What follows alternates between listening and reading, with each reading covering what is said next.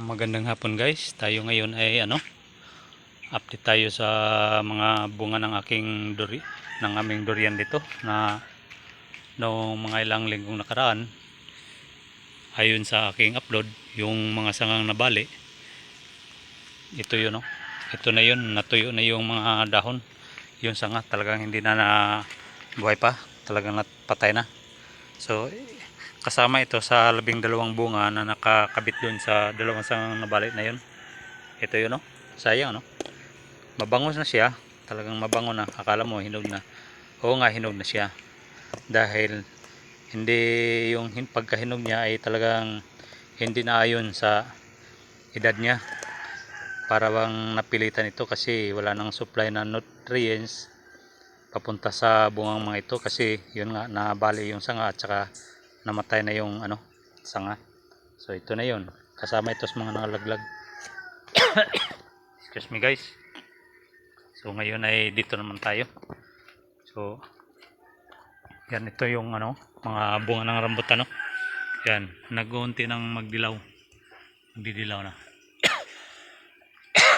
Yung iba ay marami ng hinog. Marami ng hinog, tino. Napakarami ng hinog. So dito naman sa mangustin, may ilan ang nagkulay brown. Malapit na siyang maginog. Yung dito yung mga bunga natin dito sa yan, no. Siguro yung regular na paglaglag nito ng mga bunga, yung talagang hinog na siya, nasa first week to second week ng September. Matured na sila. Yan, no. Matured na.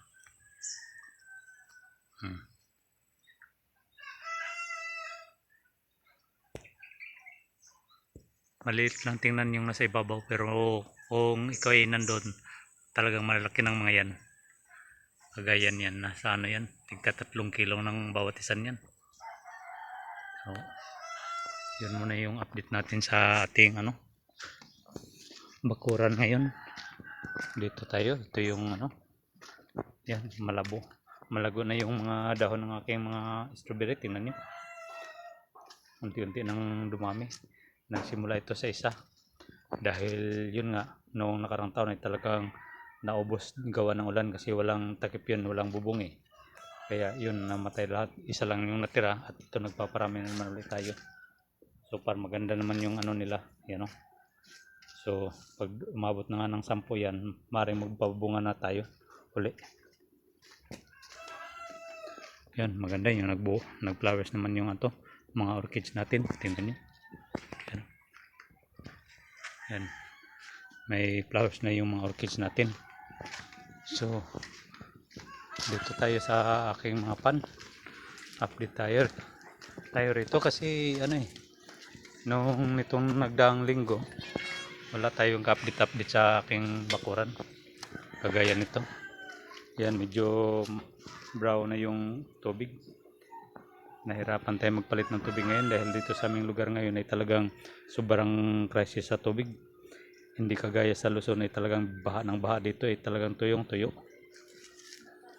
Pero malalaki ng mga yan, no? Yan, talagang malalaki na yan. Mayroon naman tayong supply na oxygen sa kanila, kagaya na yan, aerator at saka yung dumadaloy na tubig. Hindi lang tayo makapagpalit ng magpalit ng tubig kasi nga mahina yung supply. Yan, kagaya niyan, mahina yung supply. Ito yan. Dito nga medyo maitim na yun, no? Hindi na masyadong visible yung mga itim na tilapia. Nas 1 kilo na yung mga itim na tilapia na yan. Tingnan nyo yung mga pula, nasa 7 1 kilo na yan, 6. Dito medyo yan, no? Medyo may kalakihan na rin yung mga pato natin. Tingnan nyo, yung mga babae parang nasa tunggo lang na sila. Ba't parang hinang-hina yun? So iwan muna natin dyan. Balikan natin yung sa kabila kasi yung gusto kong gawin dito sa kabila ay magtatanim ulit tayo ng mga karbansos. Yan, nililinis kong mga ano dyan, yung matanda yun na yung puno ng karbansos pero hindi natin alasin yung puno, yung mga sanga lang niya, yung mga trunks lang inalis natin dito, pinutol natin dahil baka magano pa siya maglabas pa ulit siya ng mga panibagong ano. Hindi pa naman ito masyadong katandaan, ito ay ano lang napa sa 4 na buwan pa ito, so hayaan muna natin dyan. Pagka hindi naglabas ng mga bagong trunks, walang lumabas ng mga bagong batch, ay talagang tuluyan na nating puputulin dyan at magpunla na tayo ng bago.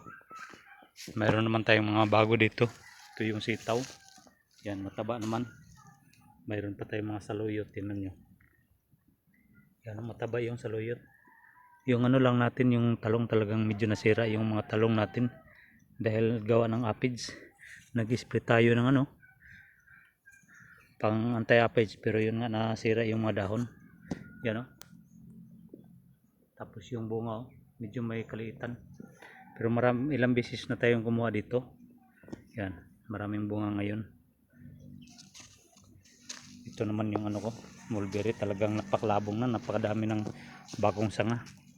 Yung ginawa ko dati ay ano, inalis ko yung mga dahon, yan, yung kagaya nito kasi laki nito, pinag-aalis ko diyan para maglabas ng mga bagong sanga. Kasi ano yan kagaya yan, mayroon ng lumabas, kaya tuluyan na nating alisin tong isa. Yan, maganda yung maraming sanga, kasi pag maraming sanga siyempre maraming bunga. Yan, inalis na natin yan. Ito, alisin na rin natin to kasi mayroon ng lumabas na bago tingnan nyo. Yan, hindi maganda yung mulberry na talagang lumaki ng lumaki na parang punong-puno na. Maganda sa mulberry yung maliit lang, yung mababa lang yung puno para yung mga bata kayang abutin yung mga bunga. Tsaka hindi tayo mahirapan magpitas ng mga bunga pagka mababa lang siya, kaya minabuti natin pag-alisin yung mga dahon. Kataba pa naman tingnan nyo ba naman, halos malaki pa sa ano kamay ko tingnan nyo. Hirapan tayo dyan.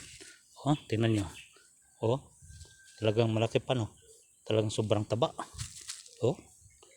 Abi, so yan, marami na tayong bagong trunks. Yan, maring sa November mature na yan yung mga sangang na yan, so magpapabunga na tayo. Update muna tayo dito. Ito yung mga spinach ko, talagang napakataba ng spinach. Tingnan nyo, mayroon tayong mga bagong punla rito. Ito, ang palaya rin yan, sitaw, tsaka atsal na yan. Ito, atsal to. So ngayon ay malinis na yan, wala nang magiging ano, panangga sa araw. Alisin natin yan, ibaba natin yan, so maring maglabas na uli ng bagong buds yan, o kaya ano, bagong trunks. So magbunga na naman uli yan ng bago. Kung hindi ay magpunla uli tayo ng bago rito. Yan, punla tayo dyan. So yun lang muna ang update natin ngayon sa araw na ito. Magandang hapon sa inyong lahat. Please like and subscribe na rin sa ating channel para patuloy nyong masubaybayan yung update sa aking bakuran. Hanggang dito lang muna.